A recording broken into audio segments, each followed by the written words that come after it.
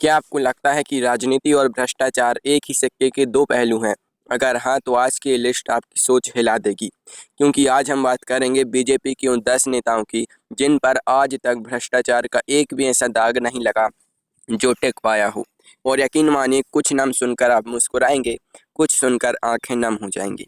तो चलिए शुरू करते हैं। नंबर 10, शिवराज सिंह चौहान। पाँव पाँव वाले भैया।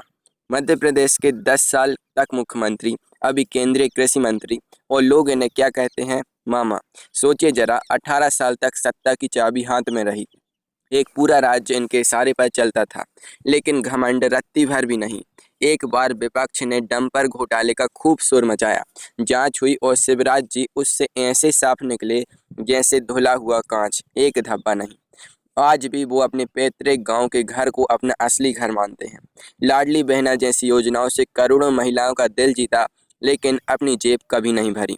वैसे एक बात बताइए, राजनीति में इतना सरल, इतना मामा जैसा होना क्या सच में इतना आसान है? लेकिन रुकिए, अगला नाम एक ऐसी महिला का है जिसके हाथ में पूरे देश का बजट था, करोड़ों अरबों का हिसाब, और फिर भी वो सूती साड़ी पहनकर आती थी।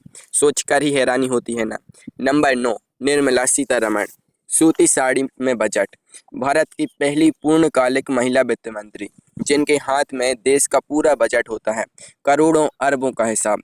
और ये वही महिला हैं जो सूती साड़ी पहनकर संसद में बजट पेश करती हैं। एक किस्सा बहुत मशहूर है। एक बार इन्होंने अपनी पुरानी कार इस्तेमाल करने की जिद पकड़ ली, तब तक नहीं बदली जब तक प्रोटोकॉल की वजह से मजबूर न होना पड़ा। भाई, इतने बड़े देश की अर्थव्यवस्था हाथ में हो और इंसान फिर भी अपनी मिडिल क्लास वैल्यूज ना भूले, ये जिगरा सबके पास नहीं होता।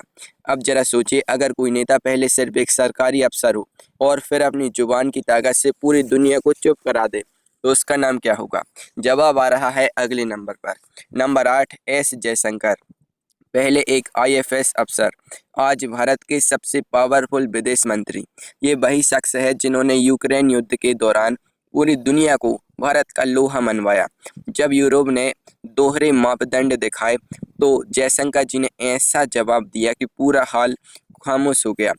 और वो कॉन्फिडेंस जानते हो कहाँ से आता है? बेदाग जमीर से। राजनीति में आने के बाद से आज तक एक भी करप्शन का दाग नहीं। पीएम मोदी इन पर आंख मूंद कर भरोसा करते हैं, और जो काम देखा है उनका, वो भरोसा गलत भी नहीं है। जयशंकर की ताकत उनकी जुबान है, लेकिन अगला नेता, उनकी ताकत है उनका भगवा। एक सन्यासी जिसके पास न घर है, न गाड़ी, न बैंक बैलेंस, लेकिन पूरा यूपी उनके एक इशारे पर चलता है। नंबर 7, योगी आदित्यनाथ। यूपी, वो राज्य जहां कभी गुंडागर्दी और भ्रष्टाचार का बोलबाला था, और आज आज वहां बुलडोजर चलता है। लेकिन असली बात यह है, एक सन्यासी को पैसे से क्या लेना? योगी आदित्यनाथ के पास ना अपना घर है, ना गाड़ी, ना बैंक बैलेंस। जब पहली बार सीएम बने, तो परिवार को सीएम आवास से दूर रखा। साफ कह दिया, परिवारवाद के लिए यहाँ कोई जगह नहीं। जिस राज्य में तबादले के नाम पर करोड़ों का खेल होता था, वहाँ आज मेरिट पर काम होता है। ये छोटी बात नहीं है। योगी जी बुलडोजर से सड़कें साफ करते हैं, लेकिन अगला नेता वो खुद सड़कें बनाता है, और इतनी सड़कें बनाता है कि विपक्ष भी तारीफ करने से खुद को नहीं रोक पाता। नाम जानना चाहते हैं? नंबर 6, नितिन गडकरी। जहां सड़क वहां गडकरी। इन्हें कहते हैं हाईवे मैन ऑफ इंडिया, और ये उपाधि खाली खाली नहीं है। हजारों करोड़ के प्रोजेक्ट्स, हजारों किलोमीटर की सड़कें, और 1 रुपया के गबन का आरोप आरोप भी इनके करीब नहीं फटक पाया। गडकरी जी ठेकेदारों को सीधे मुंह पर कहते हैं, क्वालिटी में कमी की तो बुलडोजर तुम्हारे ऊपर ही चलवा दूंगा। ये ठहाका लगाने वाली बात नहीं है, लेकिन उनके इलाके में ठेकेदार सच में डरते हैं। और वो कहते हैं, भ्रष्टाचार खत्म करना है, सिस्टम को ऑनलाइन करो। सरल सोच, जबरदस्त असर। गडकरी जी अभी भी हमारे बीच हैं, काम कर रहे हैं। लेकिन अगला नाम उस महिला का है जो अब हमारे बीच नहीं रही, जिनकी आवाज़ संसद में गूंजती है, जिन्होंने ट्विटर को हेल्प डेस्क बना दिया था, और जिन्होंने कहा था मंगल ग्रह पर भी हो तो मदद करेंगे। थोड़ा रुकिए, ये नाम सुनकर बहुतों की आंखें भर आएंगी। नंबर 5, सुषमा स्वराज। वो आवाज़ जो अब नहीं रही। कुछ लोग जाते हैं लेकिन जाते नहीं। सुषमा जी आज हमारे बीच नहीं है, लेकिन उनकी ईमानदारी, उनकी सेवा, वो आज भी जिंदा है। उन्होंने ट्विटर को एक हेल्प डेस्क बना दिया था। कोई विदेश में फंसा हो, पासपोर्ट अटका हो, कोई मुसीबत हो, एक ट्वीट और सुषमा जी खुद जवाब देती थी।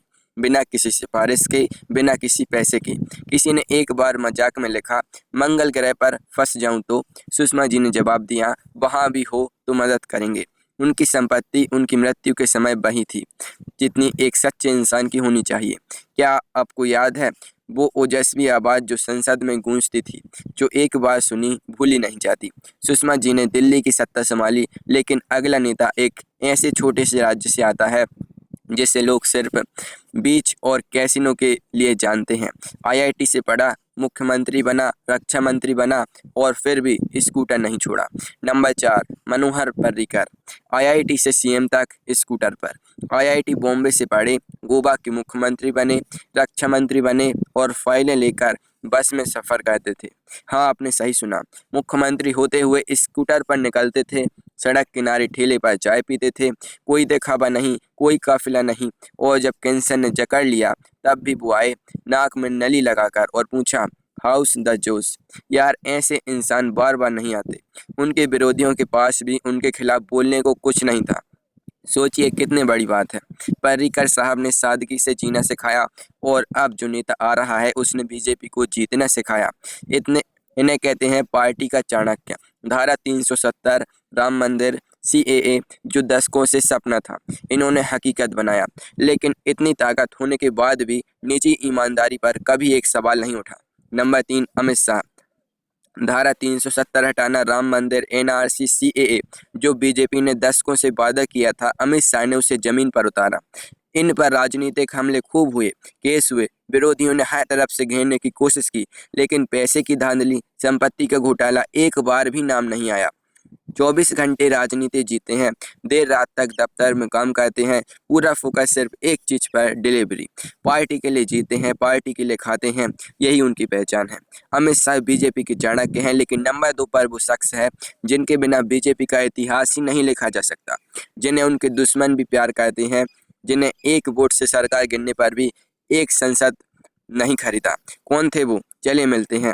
नंबर 2, अटल बिहारी वाजपेयी, भारतीय राजनीति के भीष्म पितामह। उन्होंने भारत को परमाणु शक्ति बनाया, स्वर्णिम चतुर्भुज की नींव रखी और संसद में ऐसे बोले कि विरोधी भी तालियां बजाने से ना रोक पाए। अटल जी ने कभी शादी नहीं की, कोई परिवार नहीं था जिसके लिए संपत्ति जुटानी पड़ती। उनकी दौलत थी उनकी कविताएं और उनका बेदाग किरदार।